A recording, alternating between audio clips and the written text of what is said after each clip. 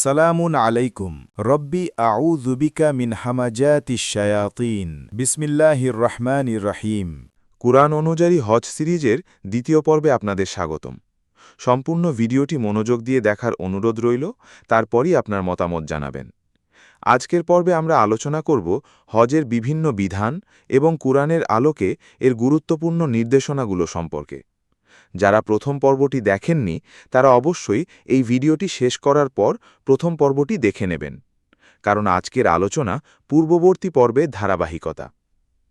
আল্লাহ বলেন, নিশ্চয়ই প্রথম ঘর যা মানুষের জন্য স্থাপন করা হয়েছে তা অবশ্যই বাক্কায় অবস্থিত, যা বরকতময় ও হিদায়েত বিশ্ববাসীর জন্য।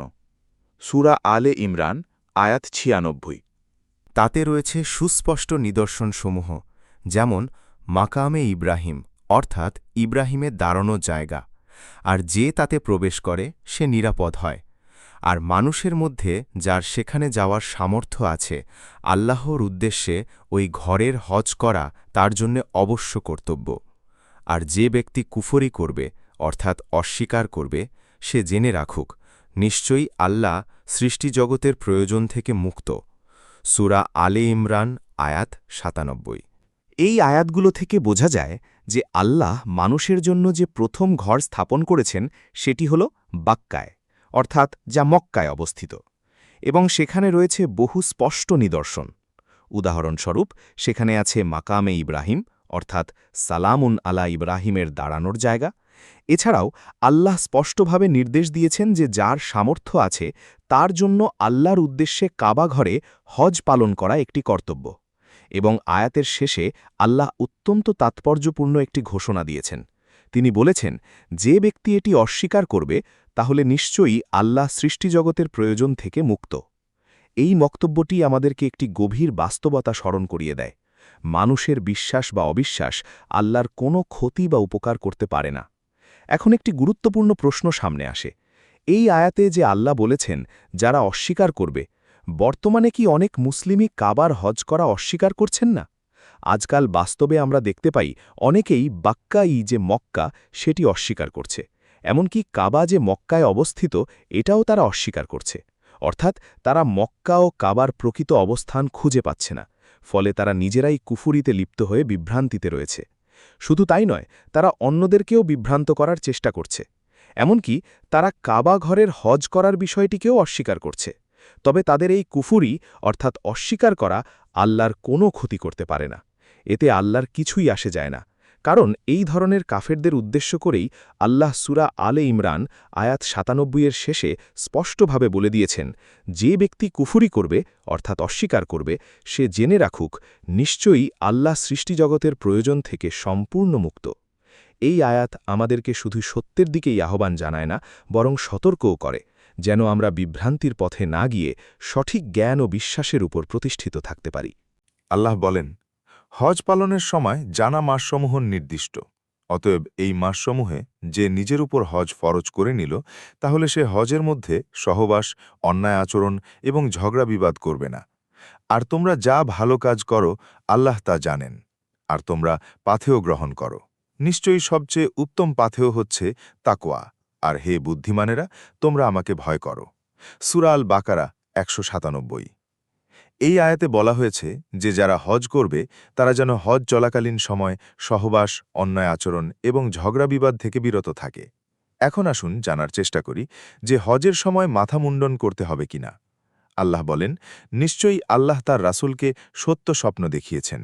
তোমরা অবশ্যই আল্লাহ চাইলে নিরাপদে মসজিদুল হারামে প্রবেশ করবে, কেউ কেউ মাথামুণ্ডিত এবং কেউ কেউ চুল ছাঁটা অবস্থায়, কোনো ভয় ছাড়াই। তোমরা যা জানো না আল্লাহ তা জানেন, তাই তিনি এর আগে নিকটবর্তী বিজয় নির্ধারণ করেছেন। সূরা আল ফাতাহ আয়াত ২৭। আর তোমরা আল্লাহর জন্য হজ ও উমরা পূর্ণ করো, কিন্তু যদি তোমরা বাধাপ্রাপ্ত হও তাহলে যা সহজলভ্য তা কুরবানি দেবে। কুরবানির পশু তার নির্ধারিত জায়গায় পৌঁছানোর আগে মাথা মুন্ডন করো না। তবে তোমাদের মধ্যে কেউ অসুস্থ হলে বা মাথায় কোনো কষ্ট থাকলে সে সিয়াম বা সাদগা বা কুরবানির মাধ্যমে ফিদিয়া দেবে। আর যখন তোমরা নিরাপদ হবে তখন যে ব্যক্তি হজের সাথে উমরার সুবিধা গ্রহণ করবে সে যা সহজলভ্য তার সামর্থ্য অনুযায়ী তা কুরবানি দেবে। কিন্তু যে এই কুরবানি দেওয়ার সামর্থ্য পায় না, সে হজের সময় ৩ দিন সিয়াম এবং ফিরে এসে ৭ দিন সিয়াম পালন করবে। এগুলো পূর্ণ ১০ দিন। এটা তাদের জন্য যাদের পরিবার পরিজন মসজিদুল হারামের বাসিন্দা নয়। আর তোমরা আল্লাহকে ভয় করো এবং জেনে রাখো, নিশ্চয়ই আল্লাহ কঠোর শাস্তিদাতা। সূরা আল বাকারা ১৯৬ এই আয়াত দুটো থেকে বোঝা যায় যে হজের সময় মাথা মুন্ডন করতে হবে। এটি হজের একটি গুরুত্বপূর্ণ অংশ, যা ইবাদতের পরিপূর্ণতার সঙ্গে সম্পর্কিত। আর সূরা আল বাকারা আয়াত ১৯৬ সম্পর্কে আমি গত পর্বে বিস্তারিত আলোচনা করেছি, তাই আজকে সেটি নিয়ে আর আলোচনা করলাম না। তবে যারা আগের পর্বটি দেখেননি তারা চাইলে সেটি দেখে নিতে পারেন, তাহলে আজকের আলোচনাটি আরও পরিষ্কারভাবে বুঝতে সুবিধা হবে। আল্লাহ বলেন, নিশ্চয়ই সাফা ও মারোয়া আল্লাহর নিদর্শন সমূহের অন্তর্ভুক্ত। সুতরাং যে কেউ এই ঘরের হজ করবে বা উমরা করবে, তার জন্য এই দুটির মধ্যে তাওয়াফ করাতে কোনো গুনাহ নেই। আর যে স্বেচ্ছায় সৎ কাজ করে, তবে নিশ্চয়ই আল্লাহ উত্তম পুরস্কার দাতা, সর্বজ্ঞ।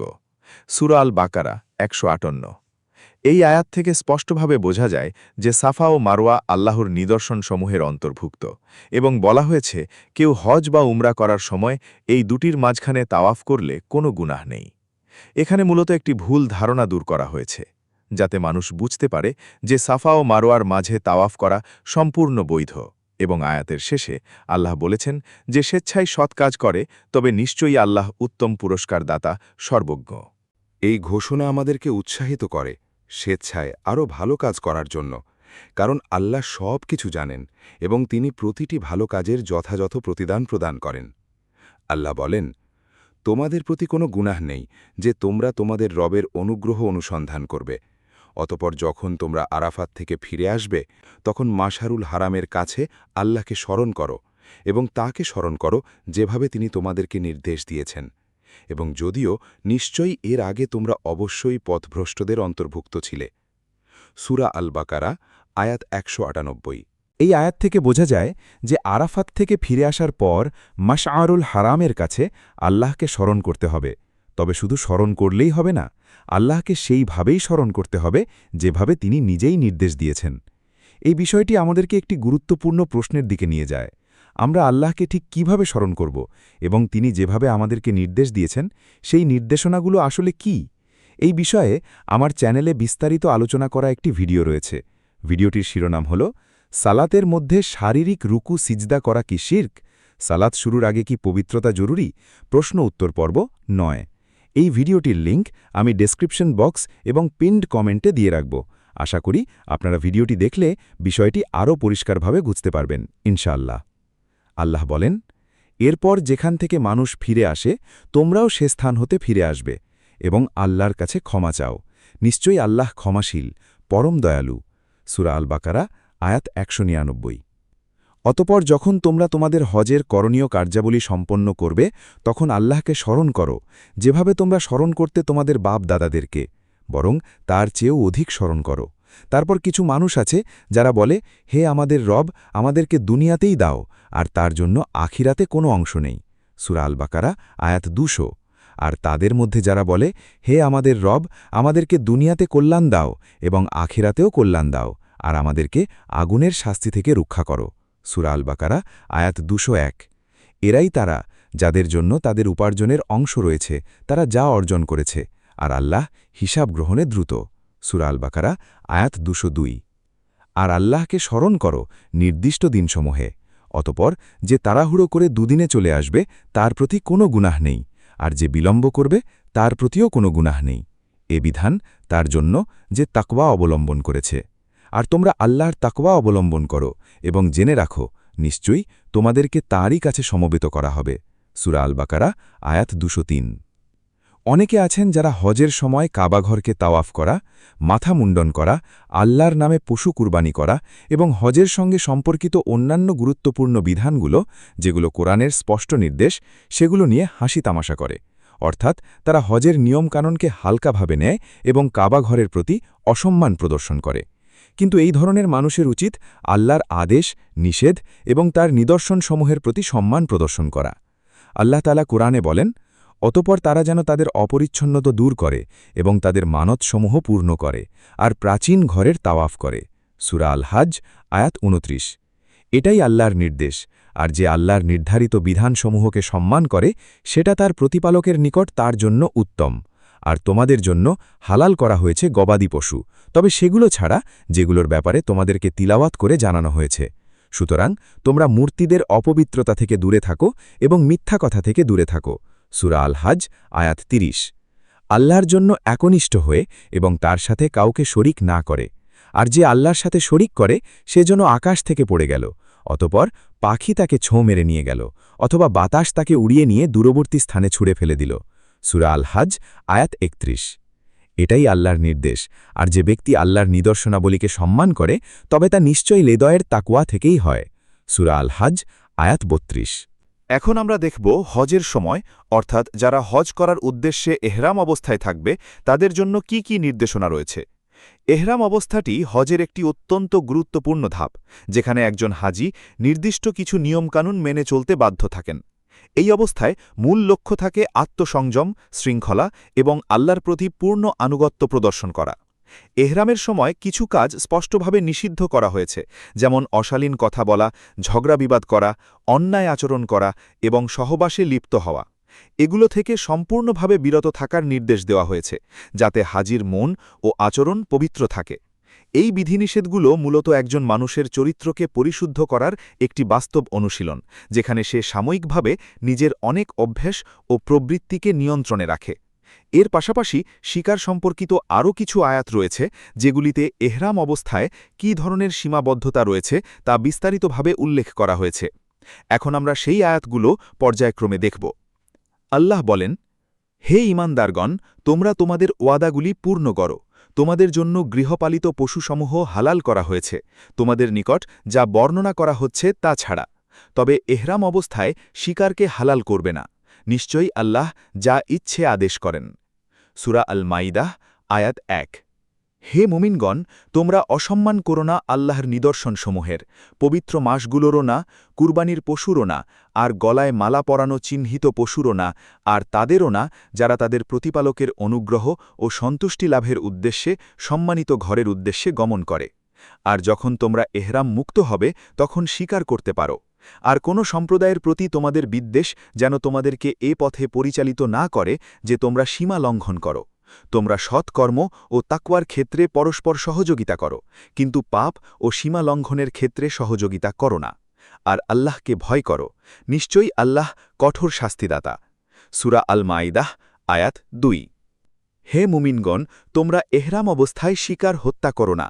আর তোমাদের মধ্যে কেউ ইচ্ছাকৃতভাবে তা হত্যা করলে তার প্রতিদান হল যে পশুটি সে হত্যা করেছে তার সমতুল্য গৃহপালিত পশু, যা তোমাদের মধ্যকার দুইজন ন্যায়পরায়ণ ব্যক্তি নির্ধারণ করবে কাবায় পৌঁছনোর জন্য কুরবানি হিসেবে, অথবা এর পরিবর্তে কফফারা হল কয়েকজন মিসকিনকে খাদ্যদান, অথবা তার সমপরিমাণ সিয়াম পালন করা, যাতে সে তার কাজের পরিণাম আস্বাদন করে। আল্লাহ পূর্বে যা হয়েছে তা ক্ষমা করেছেন, আর যে আবার তা করবে আল্লাহ তার থেকে প্রতিশোধ নেবেন, আর আল্লাহ পরাক্রমশালী, প্রতিশোধ গ্রহণে পূর্ণ সক্ষম। সূরা আল মাইদাহ আয়াত ৯৫। তোমাদের জন্য সামুদ্রিক প্রাণী শিকার করা এবং তা খাওয়া হালাল করা হয়েছে, তোমাদের ও পর্যটকদের ভোগের জন্য। কিন্তু তোমরা যতক্ষণ এহরামে থাকবে ততক্ষণ স্থলের শিকার তোমাদের জন্য হারাম করা হয়েছে। আর আল্লাহকে ভয় করো, যার নিকট তোমাদেরকে একত্রিত করা হবে। সূরা আল মাইদাহ আয়াত ৯৬। আল্লাহ সম্মানিত ঘর কাবাকে মানুষের জন্য স্থিতির মাধ্যম হিসেবে প্রতিষ্ঠা করেছেন, আর পবিত্র মাসগুলো কুরবানির উদ্দেশ্যে কাবায় প্রেরিত পশুকে আর তাকে চিহ্নিত করার গলার মালাকেও। এটা এজন্য যেন তোমরা জানতে পারো আল্লাহ আসমানসমূহে ও জমিনে যা কিছু আছে তা সবই জানেন, আর আল্লাহ সব কিছু সম্পর্কে সর্বজ্ঞ। সূরা আল মাইদাহ আয়াত ৯৭। এই ভিডিওতে আমি কুরআনের আলোকে হজের সময় কি করতে হবে তা বোঝানোর চেষ্টা করেছি, কিন্তু বাস্তবে দেখা যায় অনেকে হজের সময় এমন কিছু কাজও করে থাকে যেগুলোর কিছু অংশ হয়তো ধর্মীয় ভুল ধারণা বা প্রচলিত রীতিনীতির উপর ভিত্তি করে গড়ে উঠেছে। অর্থাৎ আমি এটা বলতে চাইছি যে প্রচলিত হজে এমন অনেক কিছু করা হচ্ছে যার নির্দেশনা কোরআনে নেই, তাই সেগুলো যদি কেউ করে তাহলে তার জন্য সে নিজেই দায়ী থাকবে। কেউ আমার কথা অন্ধভাবে অনুসরণ করবেন না, সর্বদা নিজে কোরআন পড়ার পর এবং বোঝার পরই অনুসরণ করুন, কারণ কিয়ামতের দিন আমাদেরকে কোরআনের ভিত্তিতেই জবাব দিতে হবে। আমি আজকের ভিডিওতে যা আলোচনা করেছি তা করেছি বোঝানোর জন্য, তর্ক করার জন্য নয়। আমার কোনো কথায় যদি মনে কষ্ট পেয়ে থাকেন, অনুগ্রহ করে ক্ষমার দৃষ্টিতে দেখবেন। এই সিরিজের তৃতীয় পর্বে আমরা আলোচনা করব কাবা ঘরের হজ কি শুধু মুসলিমরাই পালন করবে, নাকি যারা মুশরিক অর্থাৎ যাদের ধর্মে আল্লাহর সাথে শরিক করা হয় তারাও কি কাবা ঘরের হজ করতে পারবে। পরবর্তী পর্ব দেখতে চ্যানেলটি সাবস্ক্রাইব করতে ভুলবেন না। আজকের ভিডিওটি যদি আপনাদের ভালো লেগে থাকে এবং উপকারী মনে হয় তাহলে লাইক করুন এবং শেয়ার করুন, যাতে কোরআনের বার্তা আরও অনেকের কাছে পৌঁছাতে পারে। যারা তাদের মূল্যবান সময় ব্যয় করে সম্পূর্ণ ভিডিওটি মনোযোগ সহকারে দেখেছেন তাদের সবাইকে আন্তরিক ধন্যবাদ। হে আমাদের প্রতিপালক, আমাদেরকে সরল সঠিক পথ প্রদর্শন করুন, তাদের পথ যাদের প্রতি আপনি অনুগ্রহ করেছেন, তাদের পথ যারা গজবপ্রাপ্ত ও পথভ্রষ্ট নয়। যা আল হাক্কু ওয়া জাহাকাল বাতিলু ইন্নাল বাতিলা কানা জাহুকা। সালামুন আলাল মুরসালিন আনিল হামদুলিল্লাহি রব্বিল আলামিন।